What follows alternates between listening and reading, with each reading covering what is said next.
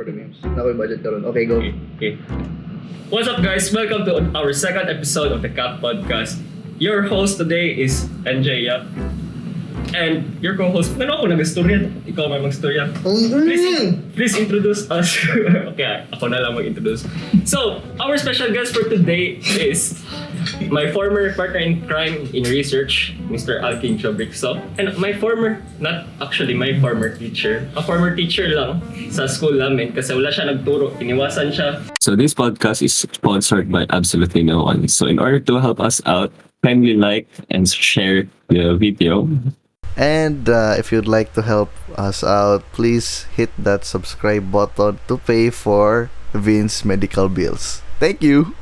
Yeah, that's right, because I'm still sick. Oh, Iniwasan yung batch namin, di ba? Alquin? Yes. Sir, to start off the topic, ba't may iniwasan yung batch namin? Or nagkataon lang talaga yun? Nagkataon lang talaga. The senior, it was, you were in grade 9 that time, and then it was also the DepEd introduced senior high school, and I was one of the teachers selected to teach in senior high. So I had to leave junior high that time. So that's why. Then after nag-senior high kami, nag-teach ka naman ng grade 9. Parang na-feel lang ito lang. Feeling talaga namin, hindi ko talaga kami sir. But to tell you honestly, I was really looking forward na maging students ko kayo because we had like histories of bonding during the scouting time since you were in grade 6, and then we had conversations already a lot about school, and then it just happened. Senior high happens, and then yun. But of course, nevertheless, like we still had the chance to talk so many things na naman outside the classrooms, discuss economics. Yeah, economic booming. Sir, ito yung question gahapon. To Diba start, init yung Davao? yes, it's very hot here in the Philippines, especially here in Davao. So I would like to ask our guest right now. I would like to ask, what is your favorite number sa electric fan, sir? Starting with you, sir. 2. Explain in 2 to 3 sentences, sir. So I don't want to be that fool talaga when I use appliances, and also to preserve and to take care. One way of taking care of the appliance, and also one is so slow for this heat. Okay, so that's it. How are you, Mr. Alquin? Ako, You never use electric fan sa because ako, it's very aircon. daily.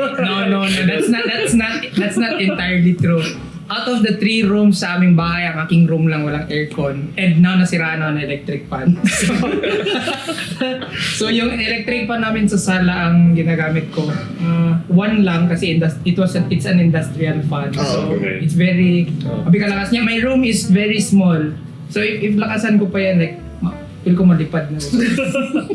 Pero I guess 1 or 2. 1 or 2 works. 3 too much. 3 is too much, and it costs a lot in the electric bill. So that's why 1 is mine, because it does the job. And it's literally right beside me, like right here. Well, for me, same kami ni Sir Joel ng reasoning. And then 2 is actually the perfect number. I tried 1, hinay lang din siya. I tried 3, too much siya kasi ang room ko, same lang din kang Alquin, like small. So kung 3, mapalid na pug ko. So 2 is the perfect number. Weird mong good kasi kung ilagay mo din siya sa 1, kung 1 lang, parang ang init, ma-feel mo pa rin. Yes. Pag 3, ang hangin kay masabayan sa init. So parang useless din sa in a sense na parang laksan mo din, tapos ang ibugan niya na hangin sa iyong face kay init pa rin. For me, kung 3, alam mo yung gabi kalakas, pero mapalid na din yung mga abo. Oh. So like, ayoko ng 3 minsan. Depends lang talaga kung grabe ka init. Yeah, it's true. So, speaking of, sir, galing ka Cebu from your injury, right? Yes. And you have a very successful operation and surgery. Thank you guys. I didn't expect also the kindness I received from this operation. Not just when it happened on January 8th this year, I didn't worry that much, even though at first it was really very painful and I was absent for almost a week sa work. But when the results of MRI scan was released, that was the time that we found out that it was actually ACL, complete tear, and it actually progressed to another damage sa PCL as well. So that's the time that it sank in. Okay, and because I'm not familiar honestly with that kind of injury. So that's why hindi siya ganun ka laking impact sa akin at first. But when the doctor said that I have to wear knee support, like a knee brace, that's the time that I realized that it's so serious that I have to avoid putting more pressure, weights in my body, carrying heavy loads, so that it will not again progress to more damages. So, and it must undergo operation so that hindi na siya maglala and ma-deform kasi yung knee mo, yung the way ka maglakad na ganyan. So it's very costly. It's very costly. I talked to like at least 3 doctors, no, for reference. Probably because I work in Davao Christian, and the mindset of the people is very positive. So a lot of students also are asking me, "Sir, mag-post na ka, we will support you." So of course, no, I mean it's still nakakahiya talaga mag-ask ng help na other people, lalo na for that sa community. If it were treated earlier, do you think it won't be as... Dili, no. Ako na lang mag-answer kay sa imuhang sa imuhang ni magod, once may isa dyan na malus or matanggal, like yung whole ni mo damage na yun. Nasa parang muscle group siya, no? Hindi siya muscle group, bones man yan, bones and okay. joint kasi yan. Basically parang may group siya. Yes, Madamay may joint yan mag-domino sa effect siya. Yes. Basta any injury, kahit gaano mo siya ka-early itik, basta injured ka na, wala na yun siya parang it could have been better na term. Yeah. It will be worse lang ang term na pwede mong masabi sa iyong patient. Okay. So as early as you can, tapos pag makita ka agad, you really need to treat. Hindi mo talaga siya pwede patagalin in a sense. Hindi siya parehas sa like disease na, say for example, magkasakit ka. Like ngayon, hindi mo makita, tapos bukas mo siya makita, tapos parang hindi mo siya i-treat or i-treat mo siya as early. Like the same lang ang once ma-injure ang like katawan mo, muscle, buto, or anything sa iyong katawan, as early as you can treat it, the better din siya in a sense, kasi nga hindi siya nagababa ang parang yung pag Severity, it will not go back to your original. It will not heal to its original. So parang we can think about parang car siya na parts. Let's say may mga cogs yan sila, di ba? May part na broken, the more you use it, di ba? Mas maano siya, madamay siya. And medyo na-delay siya. Like it took, I scheduled it on March 9, 2 months after, because we had an event in our school sa alumni namin. I am one of the officers, so I spearheaded this interbatch alumni sa basketball, and ang opening namin is na-set na on March 5. So I told the doctors, Doc, after na ng opening, kasi kailangan ko pa siya ma-arrange, ma-organize, and though meron kaming commissioner, but still I have to oversee everything. So thank God it went successfully, and after that, a few days after the opening of our interbatch basketball league, that's the time that I had my operation. And I chose SPMC because to save cost also, because if you have that, you can do that sa private hospital, it will cost me more. So, but in SPMC, I still have I stayed in a private or in a pay ward section, so it works like a private hospital. My doctor still from outside, But still, it will cost less compared if I'm going to do it sa private. And I'm just so grateful na natapos siya. Yeah. At least you can walk now. Yeah. Since healing station, sir, what are your, anong tawag nito? Look forward mo to do with, like, example, you stated basketball, pwede din yung volleyball. We've known you sa volleyball scene. May pickleball din. And you also have Joel mag-travels. That's true. Plug in. You know, like, believe it or not, there are parents actually who supported me financially. And their message is very inspiring in the sense, sir, pagaling ka so that you can still travel and explore the world. I mean, how kind and generous these people are without like expecting anything in return and wishing you even Wishing you very well. yeah, very well and the best for yourself without anything in return. So that gives me also a sense of kanang kuan. I mean, I am inspired also to na magpagaling and then pero hindi may iwasan ang psychological effect. Yes. So if you have that injury right now, I still love watching volleyball, but I don't think I can play or I will play that soon. And even pickleball, what I want is to have my daily or like weekly routine lang na mag-walk I sa oval doon sa sports complex sa Tagum when I go home because I really miss it. I really miss na mag-sweat ako. Kasi you know how active I am. Yes. And parang natanggal sa akin yun. Parang kang aso na nagatingin sa amin nagkakain. Like, Ito. you know, I enjoyed being on the move. And then suddenly, like, tinanggal mo sa akin yun. And like January, kasi first week ng January, no? January, February, March, April, May, and it's almost 6 months na. So, but buti na lang, no? The support that I receive from my family, from my friends, and loved ones, and sa students ko, sa mga colleagues, very huge yung support nila and very empowering na hindi mag-sink in yung self-pity. I see. Ganun. Sa ano din yan, sir, very, ano din yan, sa athletes na, sa professional world ganit, sir, like, compare natin sa nila ba, na they're doing their sport, di ba, for living, para makapera sila, di ba? What much more sa atin na like, Lagi, Diba na- walang nandito lang. returns. Walang returns. No. Magastos ka ng ganito, like for example sa hospital, this is 250,000. Yes.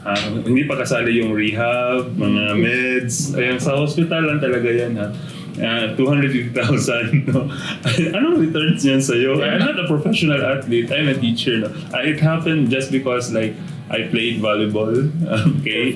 For fun. Okay. Actually, like I am the one who organized that volleyball event that day. Sa mga alumni lang namin because I want na ma-revive nga yung alumni community namin doon sa Tagum sa school namin. So, and then it happened. So, and hindi mo na itanungin kung bakit yun nangyari. Okay, the best way is to accept and look forward na lang kung paano siya gagaling. And I'm still looking forward also to travel and play. Kasabi ko sa iyo, I'm still I am really very active and there's something na kapag on the move ka, it's very satisfying in a sense. Yes, very ano yun.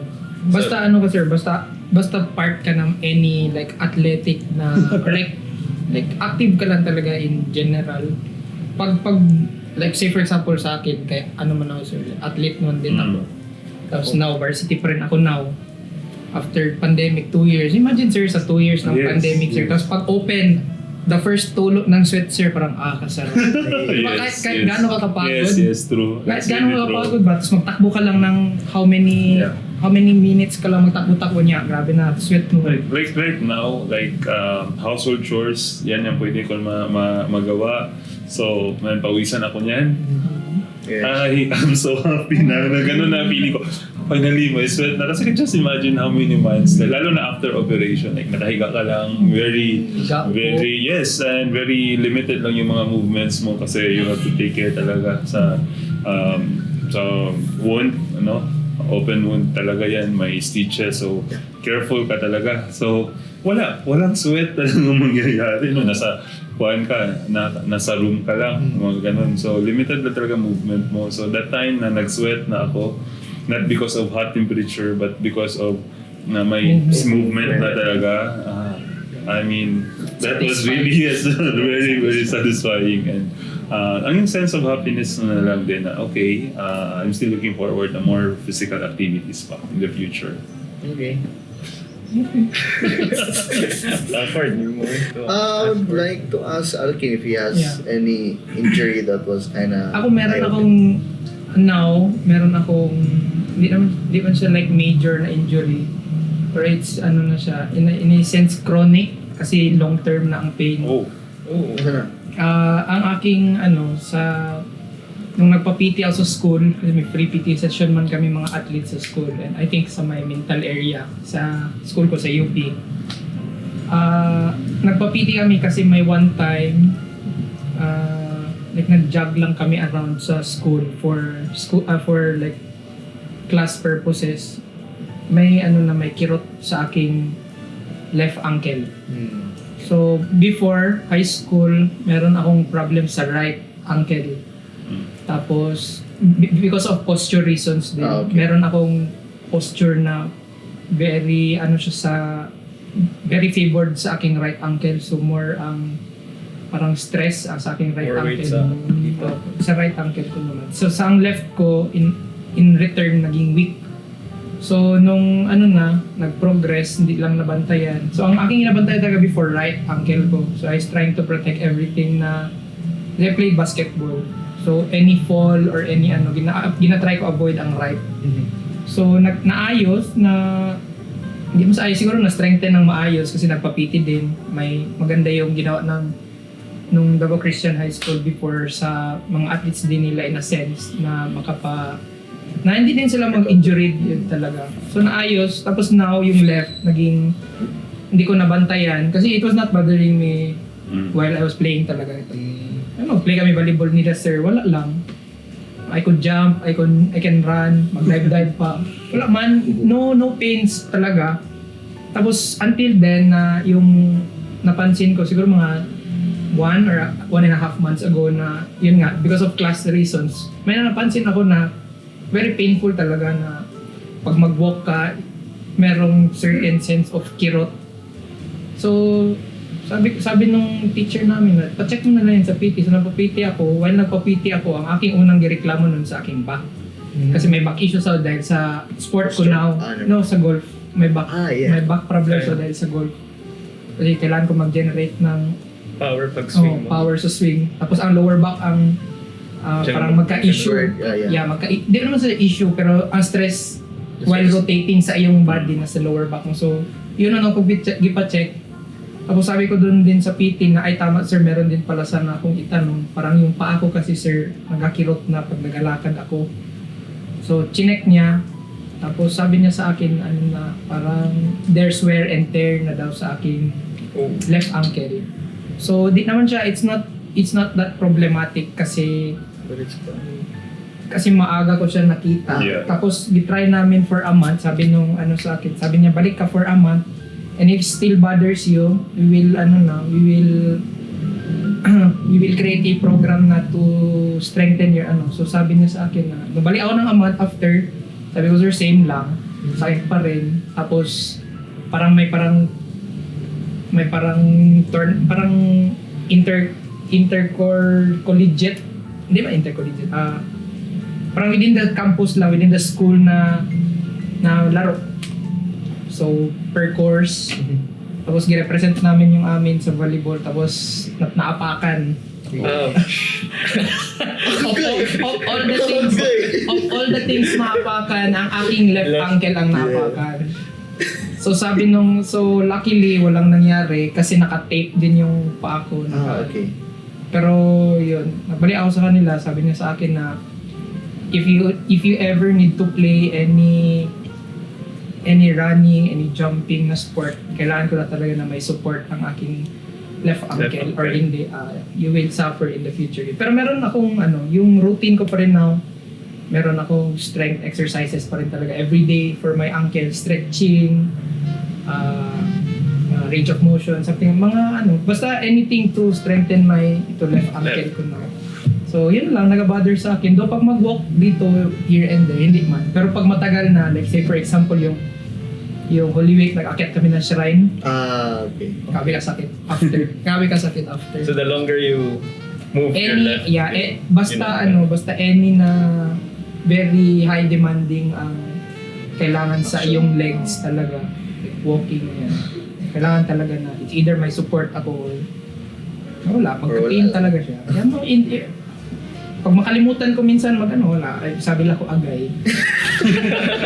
wala akong magawa. yeah, that's true. After ka maglaro, di ba, mag-upo pa, tapos sakitan na Pumawa na. Wala So, na. like Sir Joel said, na there are things na you have to accept na lang talaga. Yes.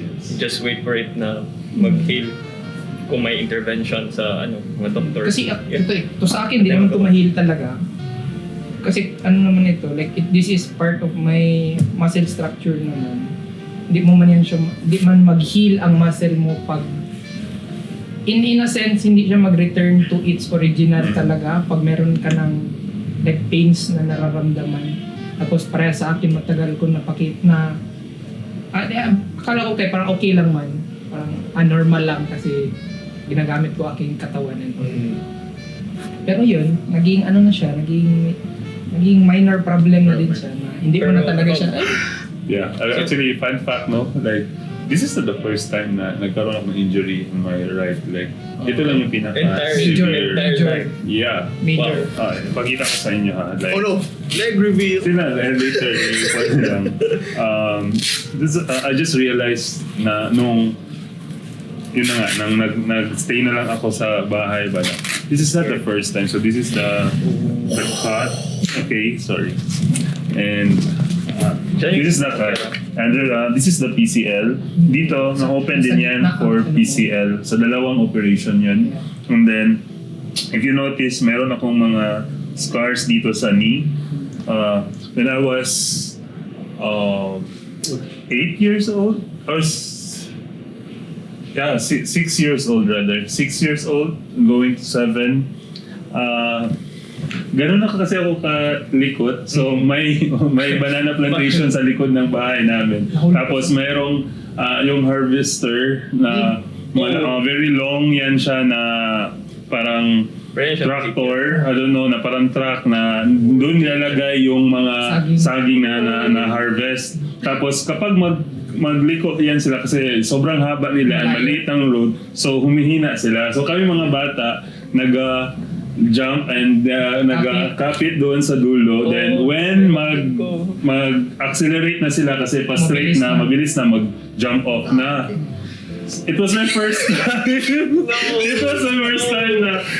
So, of course, no, like yung mga bata na gano'n, marami peer pressure, na nandun sila, bakit hindi ko kayang gawin yan? So, nag-join ako, kapit ako, yes, successful. Tapos, natakot naman ako mag-let go na. So, di ba, nahihiya ako pero ang bobo ko na sa takot ko, I release sa feet pero yung kamay ko hindi ko na-release sa sobrang takot ko. So what happened is na-drag ako sa road. Oh, sa road, and that was rough road talaga. Hindi ako umiyak. Okay. Hindi ako umiyak, but dito hanggang dito yan kasi na ganun ka talaga.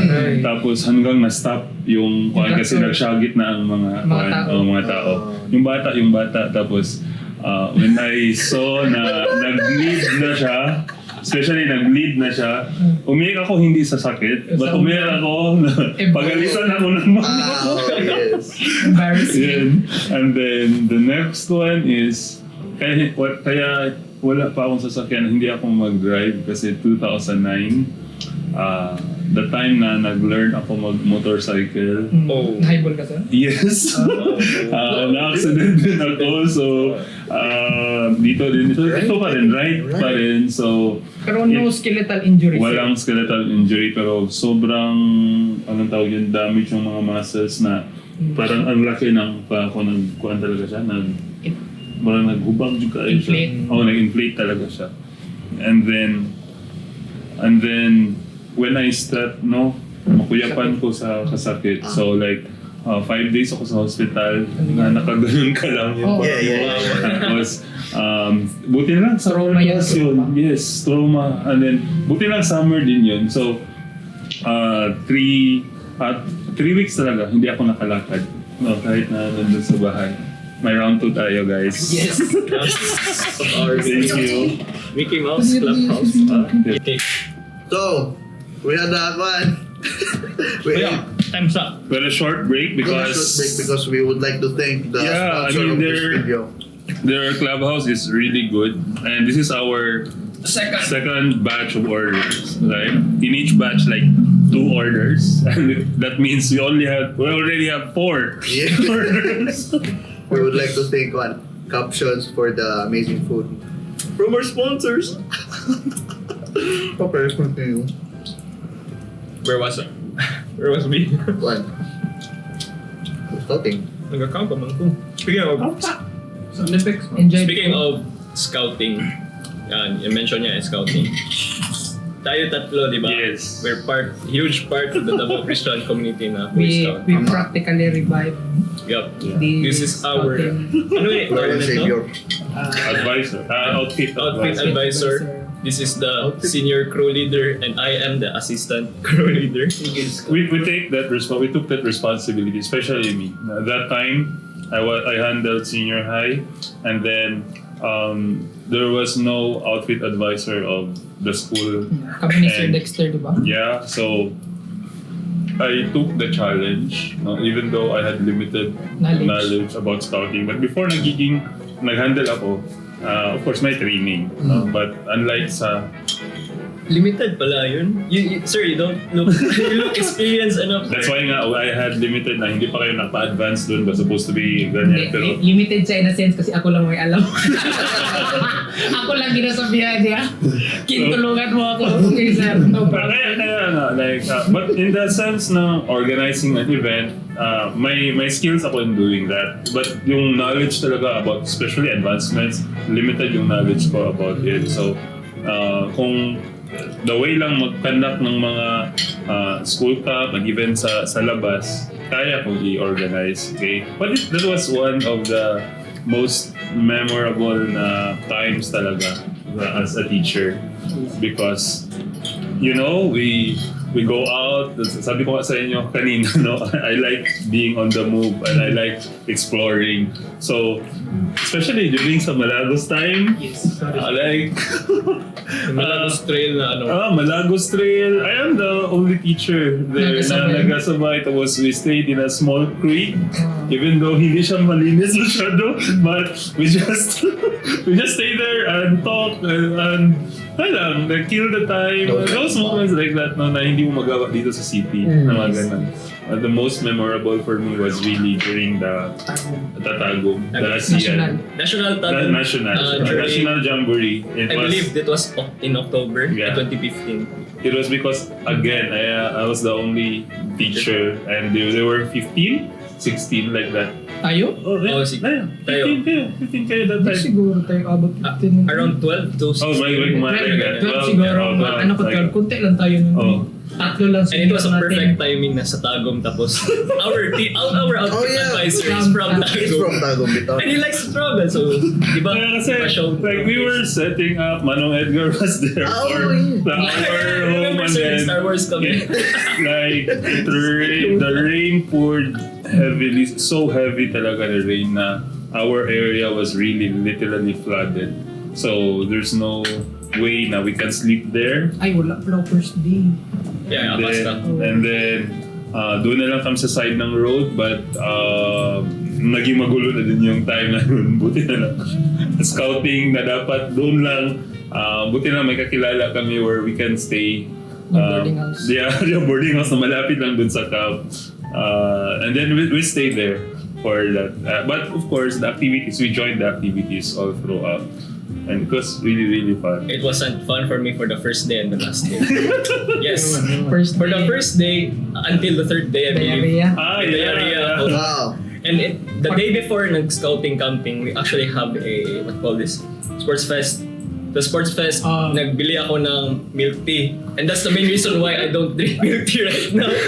So yun nag-cause ng diarrhea ko. And it was choco pudding by 360 milk tea. And yeah. So yun yung trauma. Yun yung trauma ko. So after that, nag-diarrhea ako. Wala ko na-enjoy masyado that much ang mga activities. Si Kyla, dapat same tent kami. Then laro sana kami together ng something every night. Ayaw niya sa akin magkipagtulog kasi baho masyado. Mabaho masyado ano. And of course, the last day, 2 days after, nagka-dengue ako. Oh my God. Grabe ang series. Grabe ang series of events sa akin.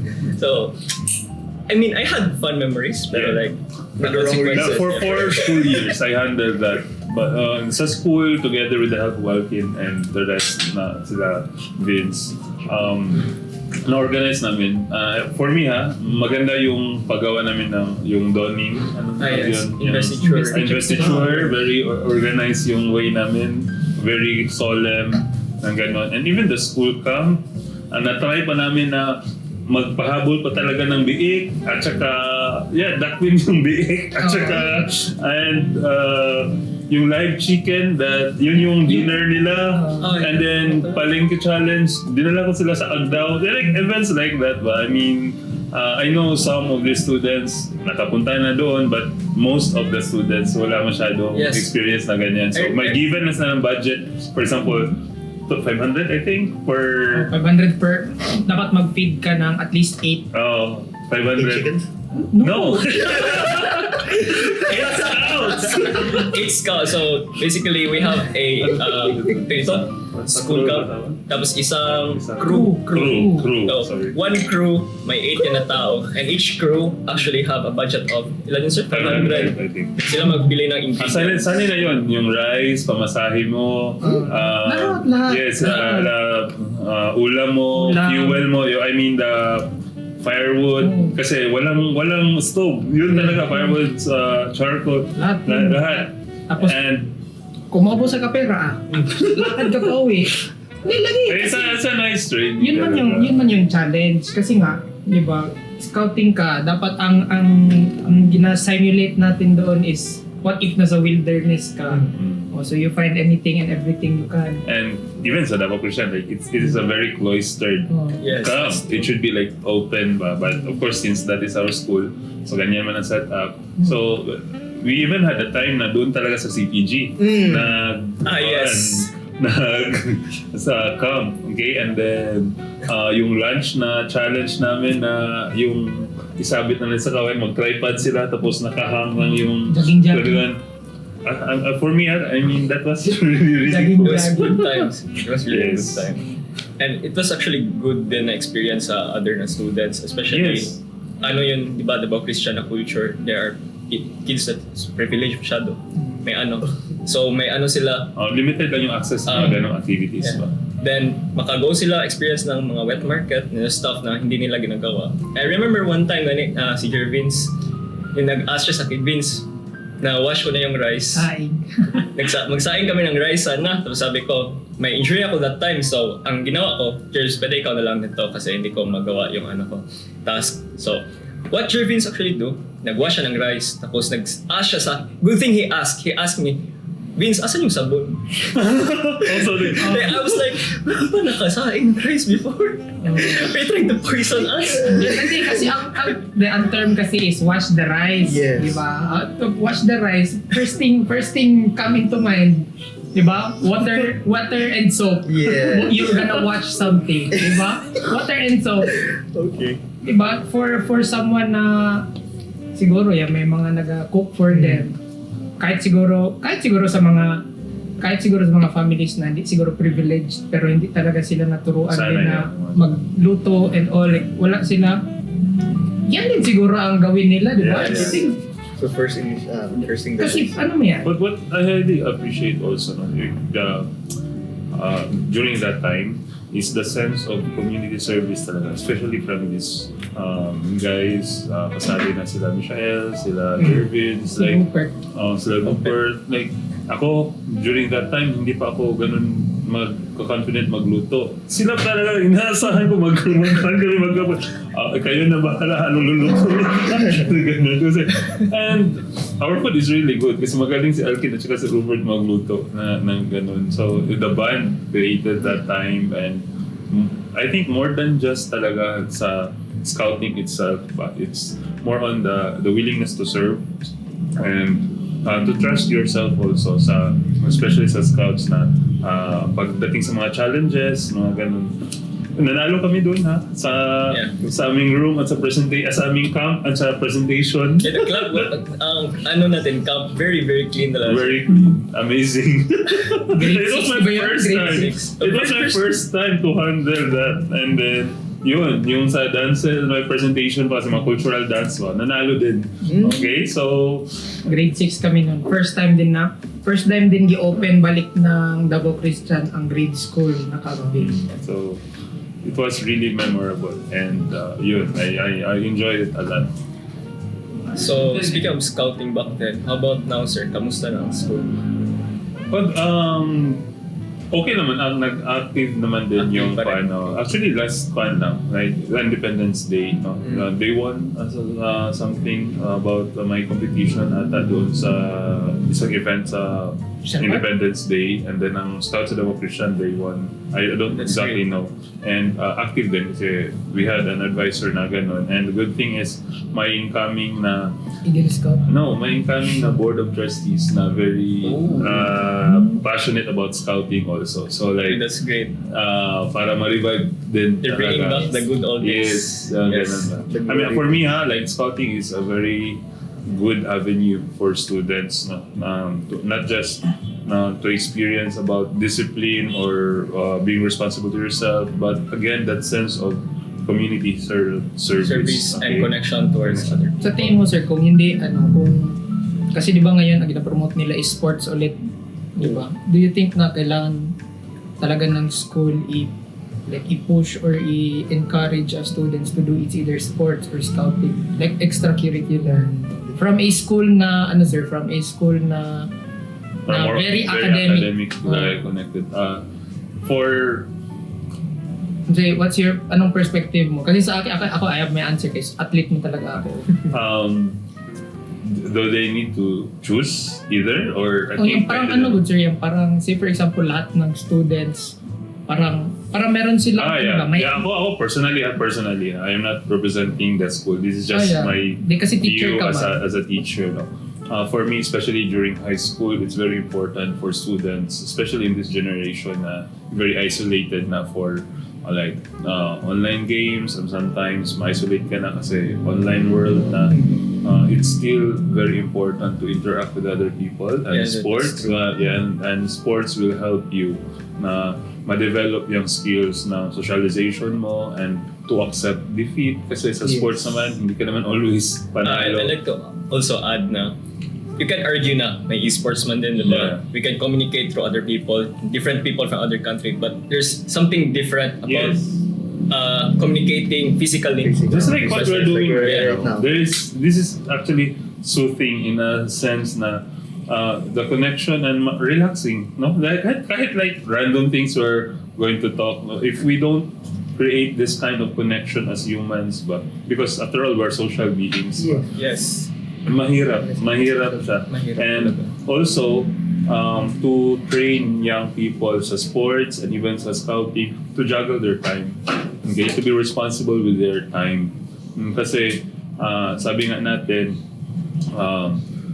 these students iba yung setup compared sa mga majority ng students. So if they don't have much to do sa households nila, they can use their time in a productive way, community service, sa scouting or sa other organizations, sa student council, and sports. Hindi naman everyday yan ginagawa eh. Like it's a matter of balancing. Not only that na just to kill time, it's also rewarding, diba? Yeah, The one. ako for me talaga, makikita ko that's really rewarding. And I mean, there are so many skills na pwede mong matutunan along the way, and it will help you grow talaga as an individual, kasi eventually you will go out from the walls of the schools, and it might feel a safe place for all the students, but again, the reality is the world out there is so harsh. It's very different.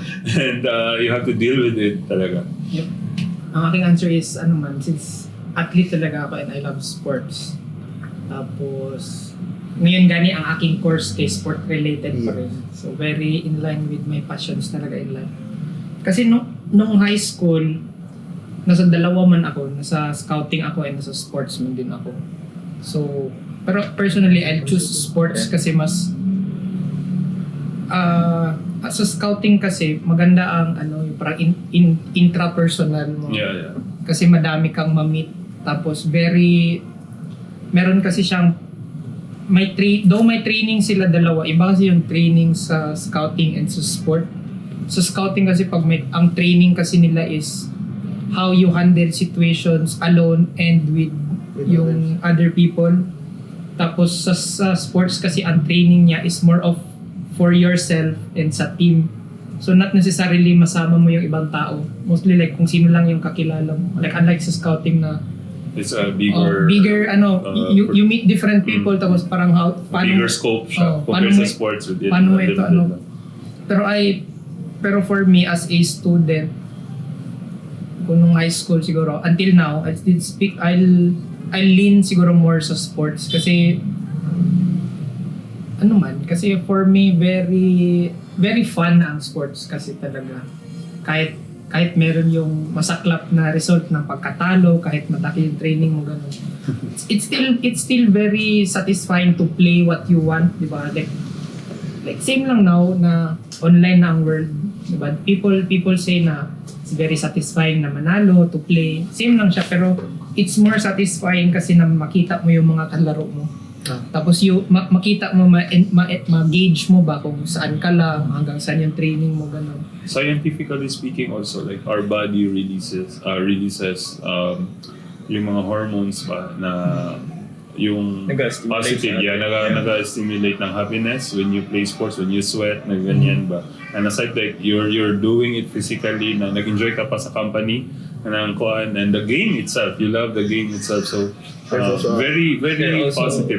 Very positive talaga maibigay. Group of people na ang tawag nito, very competitive. And they want that competitive na. And matest mo din yung sarili mo where you can push yourself up to where. Kasi sabi nga ni Alquin, the training is, even though hindi ganun ka-intense dyan sa school, but that's still training. And considering na sabi natin kanina na more on academically inclined, so the loads like you have to learn and really learn in the Magusan. You cannot just like graduate there without any knowledge. No, that's the number one thing that we make sure. But of course, it's very important to have that na ma-train mo din yung sarili mo sa ibang aspect, especially sa sports. Doon sa scouting, I like the idea talaga, sir, na instill talaga ang discipline sa scouts. Yes. Kasi sa sports naman, parang ang belief kasi ng mga coaches natin na inherent ang discipline per person. Like ang kanila dapat you need to self-know na dapat kailangan ko maging discipline kasi para mas magaling ako na athlete, something like that. That's in my yan ang pagkaintindi ko din and sa experiences ko. Doon sa scouting kasi iba, hindi nila ginaisip na inherent. Alam nila na inherent ang discipline per person, pero they try to instill it better. Parang, di ba, kaya may formation, meron Part tayong, talaga siya sa program. Yeah, meron tayong yung parang magbilad ka sa araw ng 3 to 4 hours per morning, ha? Okay. Per morning, magbilad ka lang doon, nakatayo ka lang, ganyan ka lang doon. Oh my God, yes, easy ba? Di ba? Kapoy masyado. Diba, You have to wake up early. They try to break down what you think discipline is. Tapos they put in a bigger and a more important parang discipline inyo ba, parang ganun. So I think mas maganda din siya in a sense kasi nga yung yung discipline kasi mahirap masyado siya i-explain, sir, ba, di ba? Yeah, it's something, for me, discipline is not any like parang theory lang or abstract na idea na ilagay ko lang, basahin ko to, yes. then ilagay mo lang. It's something about na practical. The moment you experience it, you will understand that is discipline. Nya ano din siya, very And important din siya. That's very important. Life skill yun. When you grow up, kailangan mo yun dalhin. You to handle every responsibility, you have to have discipline. Finances mo, you have to have discipline. Okay? Time mo sa family, you have to have discipline. No? Time mo sa friends mo, you have to have discipline. Everything. Kailangan talaga kasi you will fall off, no? As an individual if you wala kang discipline sa sarili mo. No, ganyan ba. So, it's a life skill na manurture din dapat sa lahat ng bata. And and I think, sir, kung ikaw as a student na sa kadami mong ginagawa, I think grabe din siya ka-important din, kaya kailangan pa rin siguro natin i-take into account na hindi lang din talaga dapat sa academics mag-lean ang bata. Yes, that's true. Yan kasi among Asian countries na, if we go out na bigger picture, like Singaporeans, Koreans, Chinese. Japanese, especially Chinese, Japan, sir. Japan, like they are very intense pagdating sa extracurricular activities and ACADS, no? So, bata pa lang, grabe na yung training nila. What I know, sir, sa Japan, when you're still in grade 1 to 3, they won't teach you anything academic related. More on sa moral sila. Wala silang honors. discipline Wala sila. silang academic honors muna. Yung mga very formative years pa sa primary, sa schooling. So, Mga values, discipline, mga ganyan. para mag-treat ng people. Yeah, mga ganun, clean, everything, everyone cleans, Everything clean. classroom, mga ganun. I was actually listening sa isang podcast na parang festival daw nila. Then there's this very long line na pipilahan niya kasi kala niya food. The moment natapos na yung line siya ng next, basurahan lang pala. Magtapon Oh, na. naglinya mga tao for throwing. That's how they... Yeah, how they're, disciplined they are. Kaya- Na ganun. Kaya kung ganyan, sir, na kailangan, hindi man siguro sa kailangan, pero mas maganda, sir, na grabe ang encouragement ng school for the students Of course, mag-participate. with the case then sa school, we have limitations in terms of facilities. No, we cannot cater everything but the school is trying very hard naman. They're like offering interest groups, for example, para may avenue lang din na hindi lang yung mga athletes ang makapaglaro. So mayroong chance na ganun. Pero sana ma-intensify pa na yung Intensify. program. So that's still a room for improvement pa. Well, since you've mentioned community service, Yeah. discipline, since we're college students, may NSTP, right? Ako man na. Tapos na. CWTS. I think, pero online kasi ako. Okay, online. Also, hindi ka RO. And Walang Online kasi kami, sir. ay, Pandemic time. since college student niya na ako'y NSTP, Yeah. ROTC ko, I'm under ROTC sa school. Yeah. Any thoughts on ROTC since it's somehow related to scouting? What do you mean thoughts on ROTC na kailangan ba siya Implement i-obligate ang... Oh no, we're not. I mean, what thought are you trying to ask? Just a General lang? general thought. I think maganda. Kasi ROTC basically parang naman siya, it's a small military training ground na kasi for people. Basics. The Basics of yung parang, kasi diba, Reserves Officers Training Yeah. Course man yan siya, sir. I experienced that for a SEM when I was in college. So, formation, just like the scouting, formation, and you have to know the laws, okay, and even it will teach you self-discipline in a sense na kailan kang magsalita, kailan kang maggalaw, and to follow, okay? Orderliness, okay? Kasi the chain of command, you have to understand that. Kasi may mga crucial talaga na mga situations sa country, for example, or even within the city lang, na alam mo ano yung mga chain of command ba, na mga ganun. So, for me, it was, it's okay. Kaya lang, dumating talaga yung time. Every system talaga, kapag i-abuse mo, like, magiging something wrong talaga yan. Whatever system it is. So, natungnan lang po din nga na-abuse during that time. So, during kasi sa time namin, nangyari yung mga ganun sa ROTC. Yes, hazing, and I can still recall na it was Mr. Chua of UST, yung namatay talaga, na nag-fight talaga yung parents niya na ma-demolish. Hindi naman siya ma-demolish, but ma-change talaga yun if may option pa na hindi mag-ROTC. But overall, the program for me is very good. Even in Israel, Korea, Korea talaga. they are, as long as mag-reach ka ng 18, you are required. Military service talaga yan. Hindi lang ROTC, hindi ka reserve. Military service talaga, as well as Israel. So, and look at them. These countries are very progressive. Okay? Korea and Israel are one of the most advanced countries in the world, industrially developed. Because they have that kind of discipline also sa citizens nila. Okay, and it's one way of like giving back to their community and to be for their country, and the mindset also na training mo doon sa loob. Napakalayo lang ng ROTC, ng scouting, sa real training ng mga military. But to have that kind of discipline ba, to have that kind of like instilling also na the importance of this community service, it's very important, no? If we want to move forward as a country. Kasi It's very ano man great, din, no? ang sense mo din ng ROTC is to spark yung inyong patriotism Yes. talaga. Yes. Oh. Paano niyo But based sa experience mo, yes, right now kasi Ako wala man ako experience. among here, hindi ka nag-ROTC. Yeah, you're done. Ano yung Okay. experience? Yeah, how's your experience and how do you see it? That was Since then. ikaw That was then, and this Now, is yes, now. yeah. Then and then now. I would say that it's some sort for me. Yeah, no problem. This is It's your some sort of scouting, but to the maximum na level of discipline, patriotism, as you said. And siguro at times you would feel na there's some sort of abuse. There are hints of abuse, but I don't think that was what they're trying to do. I think they were just playing around. Some officers were just playing around. And overall, I would say it is fun. You know, it is I would say a necessity. Out of the norm din siya. Out of the norm. Okay, that's good to hear.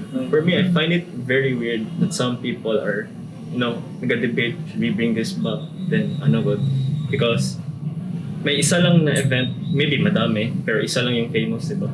The infamous The infamous, incident. yeah.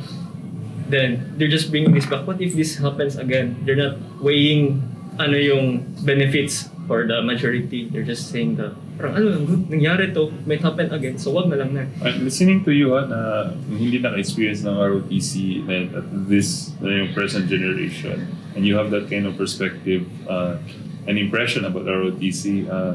It's okay. It's totally okay. Lalo ka na naka-experience ng ganun. Well, ako personally, I'm okay with it. Okay, so we actually took a short break nag-AC Sir Joel. And so we actually segue a lot of topics. We're going to go back sa pinaka-original when we talk about Joel Mag-Travels. Diba sir? Maglakbay. Okay, Joel Maglakbay. Ito lang. Anong pinaka-longest mo na travel and shortest?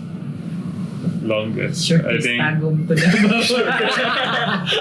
Longest, I think, is when the first time I went out of the country. We went to Vietnam and Cambodia, and after that, that was like I think more than a week. So, but after that, I did not return to Davao right away. I went to Banawe Rice Terraces by myself because my promise was dapat before ako mag-abroad, dapat mapuntahan ko yung Banawe Rice Terraces. Kasi when I was in grade 2, yun talaga yung parang dream ko na, yung hagdang palayan sa ng Ifugao, like one of the wonders ba. And it exceeded my expectation. So like, for more than 2 weeks talaga, nag-travel ako like out of the country and within the Philippines. And it was so amazing because that was again my first time Vietnam. Vietnam is so cheap. I did not expect na may ganun palang mas mura pa sa Pilipinas kasi when you say yung impression mo na kapag mag-travel ka abroad it's like mahal talaga, but when we went to Vietnam, we were millionaires and everything is so cheap. Kasi Your month in Vietnam is very small in value compared to the Philippines, so Parang like 30 pesos is around 100,000. yeah, more than 100,000. My 5,000 pesos nag-convert ko, it's like around 1.2 million dong.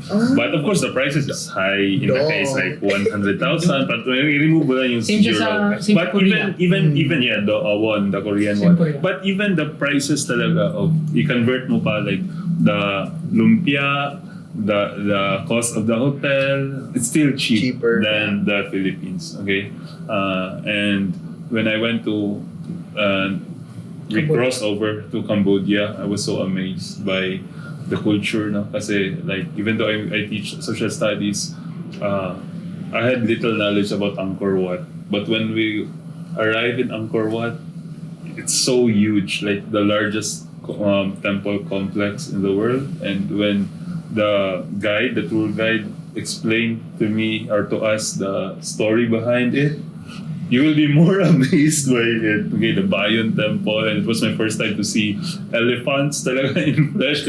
I was stunned, like what? Dumaan lang sila sa amin. And it changed my perspective also in life, especially yun na nga, yung how you respect other people's religion, Yes. because these people are not Hindu. Christians, no? Buddhists, Hindus, and they're also very nice. So how can you judge people that way na inana? So yun na nga, yung fluidity din ng morals. And then, yun, when I went to, ituloy-tuloy ko to. When I went back here sa Philippines, nagstay ako dun sa Manila. Umuwi na sila. So my friends mo naman ako doon, mga close na batches. So I stayed sa condo ng student. And then, hindi, doon sa uncle ko pala. Pagbalik ko na ako doon sa student ko. So pumunta ako ng Banawe, and then pagpunta ko doon, like overnight ang travel. Nung paggising mo sa umaga, yun na yung view. Like all the in the evening, hindi kasi ako makatulog kapag mga ganyan na travel. So wala akong tulog. Pero wala akong makita, of course. But in the pag baba mo sa bus in the morning, nandyan na yung Banawe rice terraces. Like ano siya sir, like the whole pag Town. magpunta ka doon, makita mo talaga. Anywhere ka magpunta doon, makita mo. Yeah, kasi the drop off is the Ifugao itself, the town. Yung Banawe is a town, okay? And dun yung parang major lang na mga famous talaga na rice terraces. But right now, medyo na damage na siya because young people are like not into it. Kasi nga may mga opportunities na going to Manila, Wala going na to farming. Baguio, or going abroad. And tapos, but there is one barangay there, the Batad, the rice terraces. It's the most preserved talaga na para talaga siya amphitheater. Like, amazing talaga na ang taas ha. It's not a hill, but a mountain talaga na gikat talaga nila na... Handmade, di ba? Yeah, handmade. Like, more than 2,000 years old. Like, how did they do this? And this is so insanely beautiful. Like, as you go higher, the view gets better. And I was alone. No, the first day I was with the group. The second day I just explored it alone. I went to another barangay alone lang. I just asked the locals, and when I went back doon sa Batad talaga, I took a rest doon sa one of the mga anong palayan, no, one of the terrace lang, mga ganun. And there were two foreigners approach me. Sabi pa nila, hey, are you a local here? Mukha na ba akong, just kidding, no, with all this. And then, no, I'm also a tourist. And then, can you help us to find a place to stay for a night? So I recommended the place where I stayed, but there were students from UP that night, so fully occupied. So recommend na naman siya sa other, meron pa namang vacant. So they invited me for a dinner. They were actually an Israeli couple. And then they asked a lot of questions. So the following day, parang ako na ang guide nila na nag-tour sila doon. And then, so what were your plans, Joel? I want to go to Sagada. that's our next stop too. So let's go to Sagada. So we went to Sagada instead of riding a public transportation, like a bus. Marami doon mga private na nagpapa-hitch lang. Pero magbayad ka din sa kanila. So Parang gas. Parang gas lang na gano'n. So we went to Sagada. So we had a stopover na yun daw yung pinaka-highest na stopover sa Philippines. All you can see is like clouds na talaga din mga fresh veggies dyan sa gilid, mga ganyan. It's like in a different country, honestly.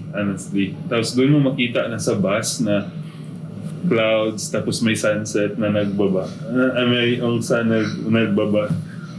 Parang, this is so good to be true na experience. Cave connections, yun, exploring Sagada. Instead na marami pa akong gustong gawin doon, pero sila, they want to move na. Let's go to Baguio. So we went to Baguio again. So instead na, first time ko din doon first time ko din sa Baguio. So meron akong sense of responsibility since I am a Filipino. I have to showcase what's something good in Baguio. So did you know that I went out in the midnight na I went out to a Korean 24 hours cafe, internet cafe, and I researched what are the things to go and how to reach this in Baguio. Gipa-print ko talaga kasi wala akong alam sa Baguio. So guide ako nila. So, kasi ganun din ako, mahilig din ako mag-research for that particular place. So yun, nag-guide sila, pumunta kami sa Bencab Museum, which is really good. Na isa yun sa mga very gusto ko talagang mapuntahan kapag nandun kayo sa Baguio. Ang Bencab Museum, medyo malayo siya. So, sakay kami ng jeep, di ba? Parang ako ang guide. Tapos, Burnham Park, and then Mines View Park, and the Mansion. Naglakad lang kami. Honestly, naglakad lang kami. PMA Academy. Wala, hindi na kami punta. And then, they really wanted to go to they really wanted to visit Mount Pinatubo. It's very famous. But during that time, Mount Pinatubo was closed because of the Balikatan exercises, military exercises of the Philippines and United States. So we have to look for another option. So I proposed. There's another volcano in the Philippines which is near Manila, and that is Taal volcano. Okay. So yun, after Baguio, so Manila na naman kami. Balba kami sa Manila. So that's the time na I have students there kasi may close pa din. Usually doon ako nasa condo niya nag-stay. Then open talaga. Kasi when I go there, like ang mga ibang taga-Davao Christian na hindi masyadong close, no, punta lang doon. Basta, nandun yung Sir Joel. So parang meron kaming ganong Small family. ganun sa, so for a night lang naman. So he allowed naman us to stay there. So yun, hindi ko din alam saan papunta ang volcano. So nag-research na naman ako. And then ako na mag-guide. Then all I thought was Tagaytay. It's a cold place kasi highland. So malamig lang. So I think kasi limited na lang yung clothes ko. Sando na lang ang naiwan sa akin. So sleeveless. So yun, nag-sleeveless ako papunta doon sa Taal. Little did I know na sobrang init pala kasi bumaba talaga kami doon talaga sa So may crater talaga. Naglakad kami doon talaga. So from Tagaytay, bumaba kami doon sa Talisay na yon, sa Batangas na yon, and then sumakay kami ng boat going to the island sa Pwede volcano. Yes, ganoon talaga. Maraming tour. Hindi ko alam, sobrang init doon kasi yung mga yes, ganun pa ang init na sunog talaga. So super active, but they were so happy. The Israeli couple was so happy because sabi nila na this is so beautiful. This is the Philippines, what we are expecting talaga. For all their travels daw, balik na kami. For all their travels daw, they've been to around the world na. Their longest was in India, siya nga. But we never met na someone like you talaga na go together talaga sa kanila, nag-help, nag-ganan. So, you visit Israel, they invited me, and then please let us know kung magpunta ka doon. And then, touch ka pa sa kanila. Yeah. We're friends. Ang isa sa Facebook, they're not that active on Facebook naman eh. So, yun, they gave me a huge mug na parang way of thanking me na ganun. And then they headed to Boracay And then, bumalik na din ako sa Davao. So like, wow. Like, yun yung travel na sobrang taas. Like, from Vietnam, Cambodia, and then doon pa sa Banawe, Sagada, Baguio, then Taal. And then Intramuros pa sa Manila kasi may time pa a day nga nag-Manila kami. Na ganun. Aside sa longest travel, longest mo din na experience. Yes.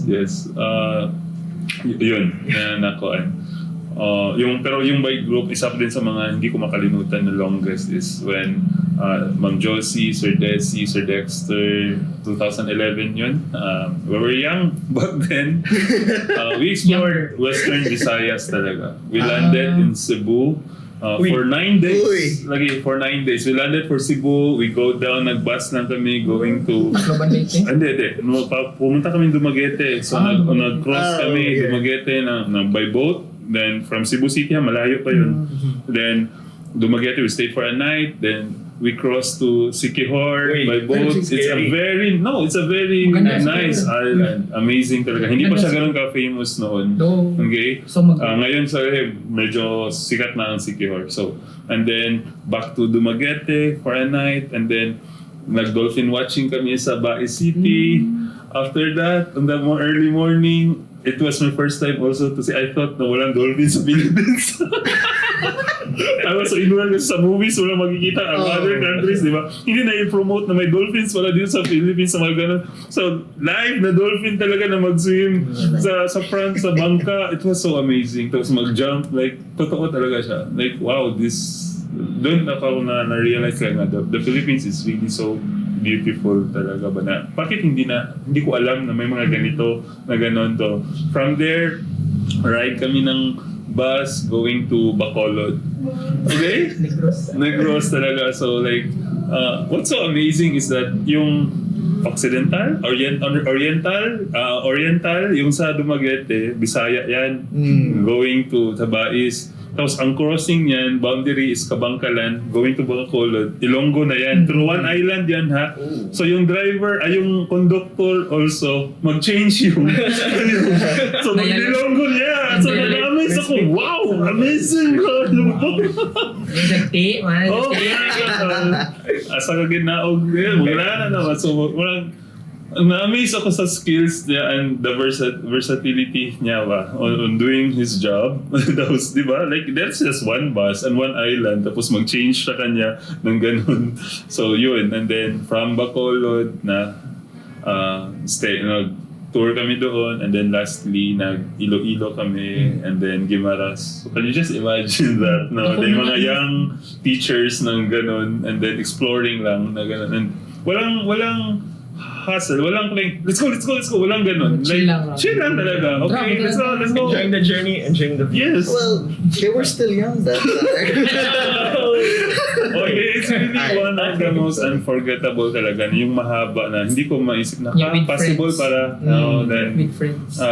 It strengthens also our bond as teachers. So, what do you think since you've mentioned traveling? What's next for Joel Maglakbay then? My dream destination is really Batanes. Okay, but northernmost, di ba, sir? yeah, the northernmost part of the Philippines. So I think it's a different Philippines also when you get there. The isolation of the Ivatan culture, even in Batanes itself, there's a group of islands. No? When you go to the capital of Basco, it's a different picture. But there's another island pa, the Ivatanes, where the stone houses, cogon grass, and the traditional way pa rin. Mga hot cogon. I think that's the beauty that I want to experience.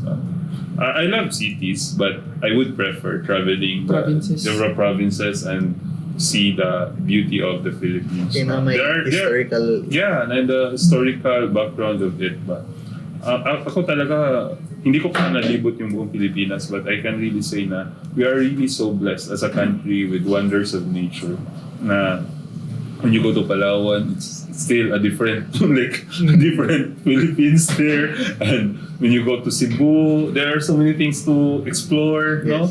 And in Visayas, even here in Mindanao, Yes. Mindanao is underrated. Kamigin, sir, nakatry ka ba? Yeah, that's the first place. Camiguin, that's the first destination where I traveled alone. On New Year's Eve. Like, January 31, 2000. New Year's Eve? Yeah, I mean, December 31. December 31, and then nagpaalam lang ako sa family ko when I was already in Bukidnon riding a bus.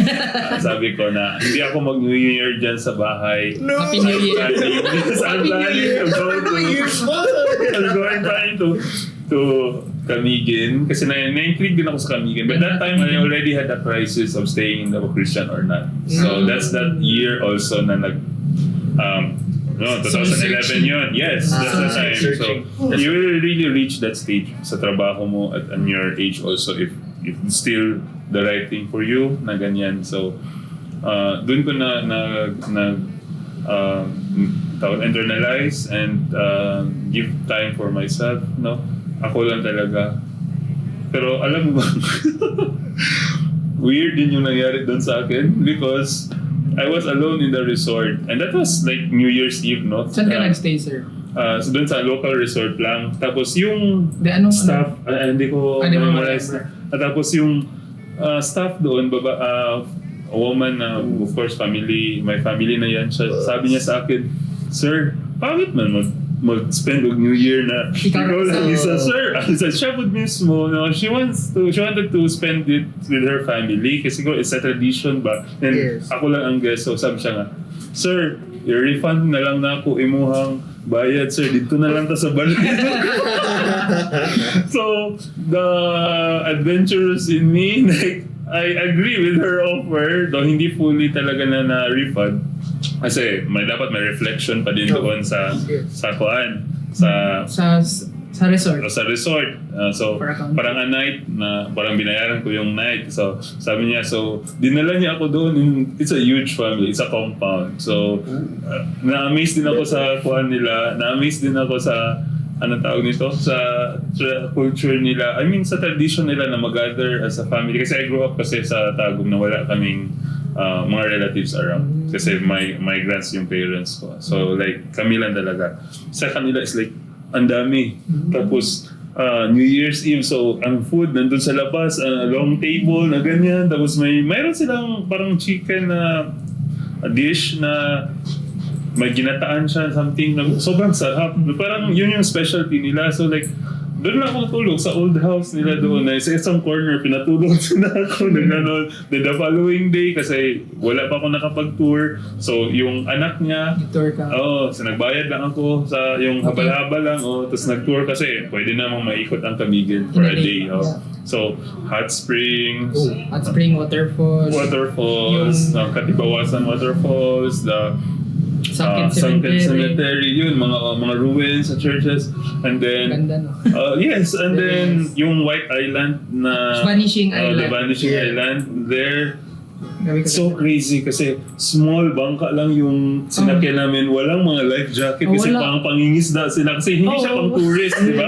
So kanila lang. So ako lang nagbayad doon lahat kasi meron din silang guests kasi gathering ng family. May guests sila, may relatives sila pang Cagayan de Oro na hindi pa doon nakapunta doon. So pinasali. So marami kami sa bangka. Tapos ang sobrang liit ng bangka. So wow!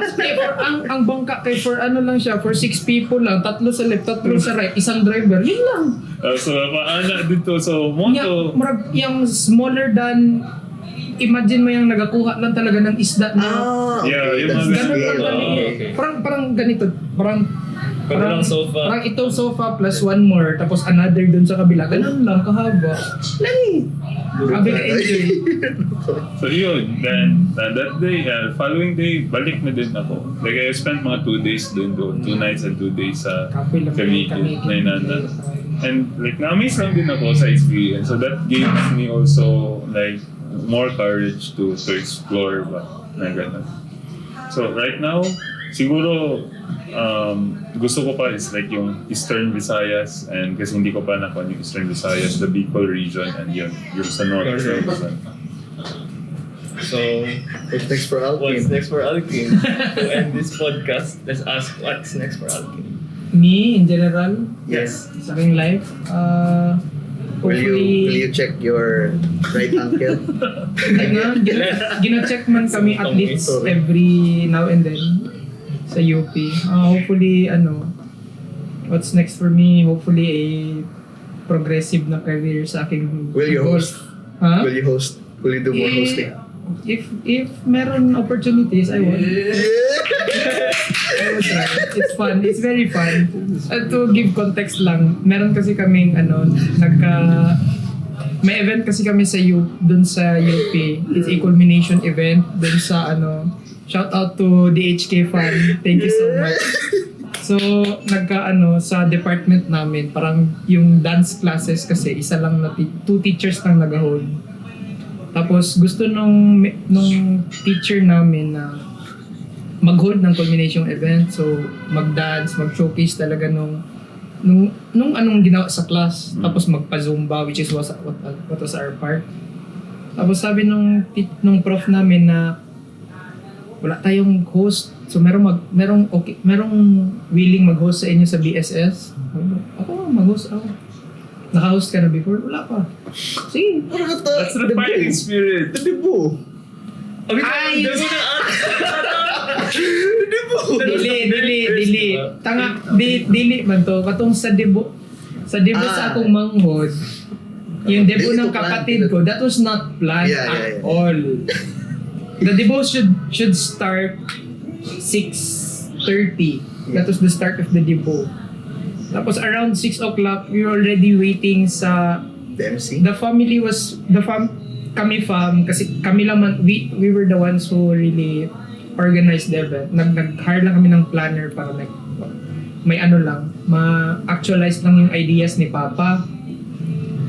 Funny thing was 6:30, around 6:15ish nag-rain. It rained.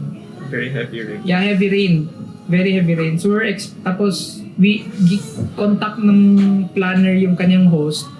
Sabi ng host na, "Ma'am, we're on our way." Around 6:30, we're already very very worried na there's still no host. What's gonna happen? Diba?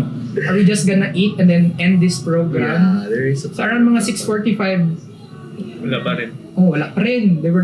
Hindi na din siya makontak. Tapos nagmotor lang pala yung guy. So mga 7 o'clock. So around 6:50ish ganyan. Sabi ko, "Ma, ako na lang mag-host na." Yo! So we could start this event. No, sabi ko na MVP. sabi ko sa bagay, tayo lang naman. There isn't anything, wala namang ang giisip ko nun, wala naman mga government official or Yeah, something to make that this really formal. This is my sister's debut. Diba? If anyone could do this, maybe I can. Sabi ko, ganun pa. Hindi man. Kasi dad was about to blow. He was about to say na parang, okay, let's just eat and end this on Okay. let's not do a program anymore because this is already dead. Something like that. Oh, There's nothing gonna happen if there's no you really host. love your And sister. we don't want that for your sister. I don't want my dad to ruin my sister's night in a sense. Yeah, it is Yung a very kanyang, special yung night. rage and anger niya na sayang ba? It only happens once. Yeah. So, sabi ko kay mama na makausapin natin yung planner sabihin natin na I can start this event. Kung magdating yung host, then so be it. Siya na lang patapusin natin sa program. I'll do until makaabot yung host. Okay. Give me So just... you stalled. No, I did not stall. No, I no really... script. Ako Really? talaga... Yeah, Okay. I told the planner, give me a script. Give me cues on what to do. Outline yun. Picturean ko sa phone ko. I don't know if it's still here. I don't think it is. Yeah, sabi ko, okay. So,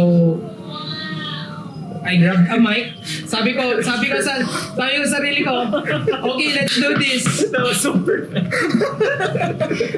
Yung wow na sound. I grabbed a mic. Sabi ko, okay, cue music. Tapos nagpasok ako. Hello everybody, kamusta? Sabi ko, kamusta? Na-surprise ba kayong lahat? Kasi diba, they were expecting a host. Tapos sila lahat, hello, si Alquin po ba mag-host tonight? Nag-host ako. Kamusta tayo? We're gonna have a good night tonight. Welcome to my sister's 18th party. Tapos, Grabe. We need glimpse. Sir, kung may video yun, sir, ha? Welcome everyone. What will you expect from your debut tonight?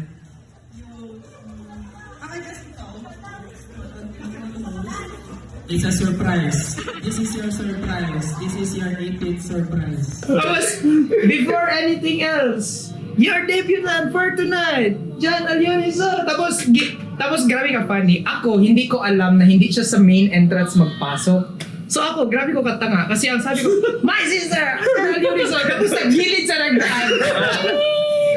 Tapos sila lahat kayo nakaganyan ng phone sa likod.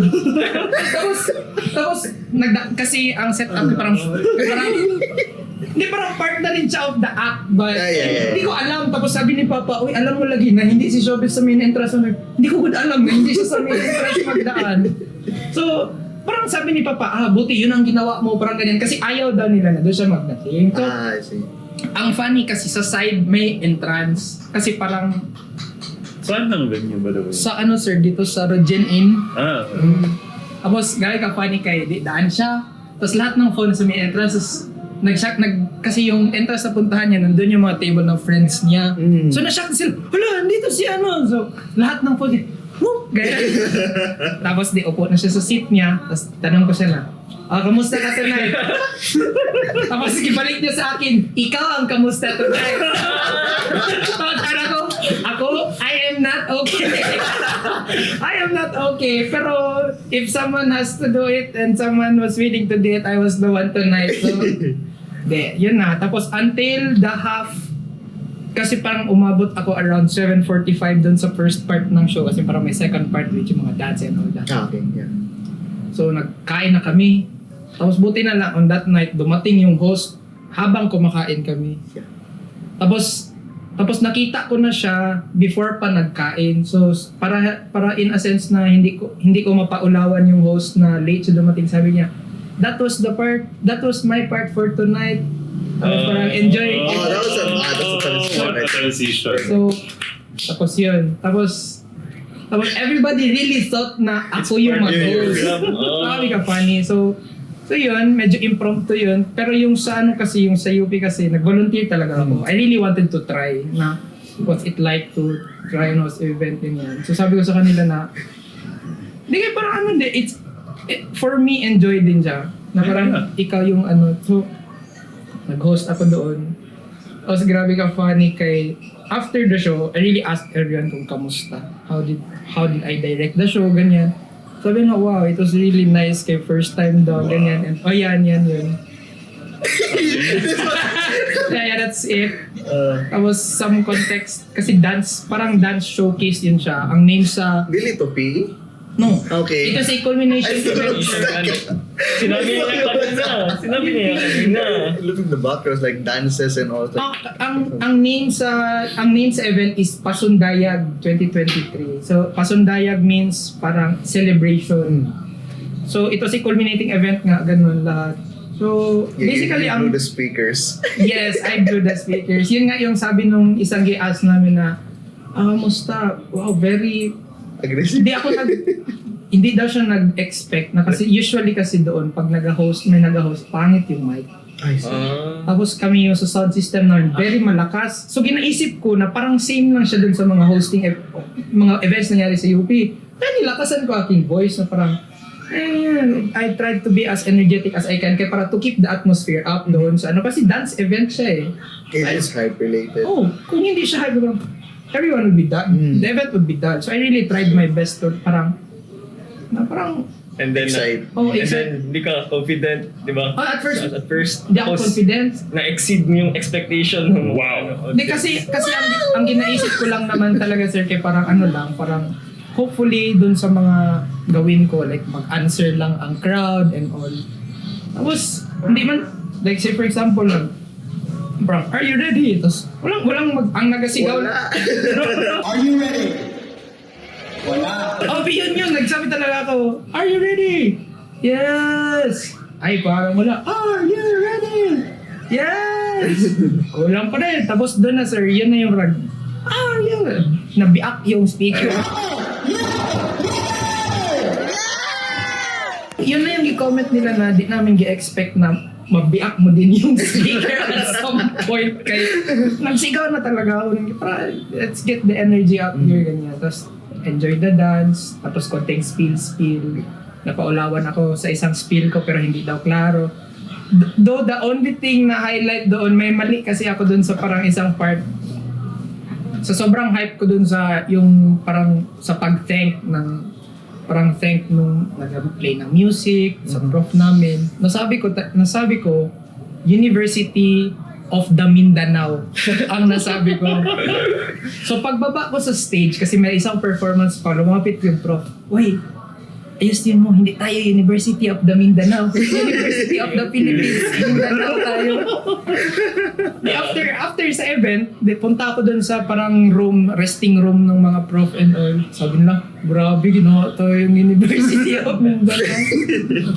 So yan lang, I was happy na medyo na-meet ko expectations nila. Pero in my point, parang feel ko may kulang, pero they keep saying na wala. So, I'll stick to that na walang kulang. Pero of course, deep inside of me, meron talagang like, There's a part of may you, something, you may want to something. improve. Oh, may something. Pero yun lang. Tapos, hopefully, if gunin ako ulit ni UP to host, I would try again. Enjoy man. Kaya wala lang, na siya, just talking there sa stage. Ayaw ko yung scripted, good masyadong pag, kamusta yung mo, ganyan. Pero, ayaw ko yun. Let's just talk. I'll just talk to you, listen to me, enjoy the show. Ganun. Enjoy the show. Tapos yun, hopefully mag-progress ang aming varsity ngayon sa school. Which varsity is this? Sa volleyball varsity namin sa University of the Philippines, Mindanao. Na men's volleyball team. So hopefully makapasok kami ng yung state colleges and universities na games. Tapos sa aking golf career, hopefully golf. Tama, no? I need to practice more kay very busy in school. Get back the lost time mo. Yeah, lost time. Tapos din, I really need to save a lot of cash sa aking allowance to practice. Golf is expensive. Yeah, it is expensive. Pero for me it's worthwhile. So it's what I like, it's what I love. So kailangan ko talaga siya. Tapos sa aking course naman, it's very fun so far. Hopefully maka-graduate ako on time. Kasi nga, delayed na ako for 2 years. This is my 3rd year now sa university. So hopefully maka-graduate ako on time sa 4 years. Hindi maka-delay. Tapos hopefully maka-land din ang trabaho na related sa sport. And hopefully makatulong din sa Philippine sport na scene. Yeah. Or kahit dito lang naman sa Davao. Very the only thing na sabihin ko is grabe kadaming magaling sa Davao and sa Mindanao in general na kaya pumupunta yung mga people here to recruit those people.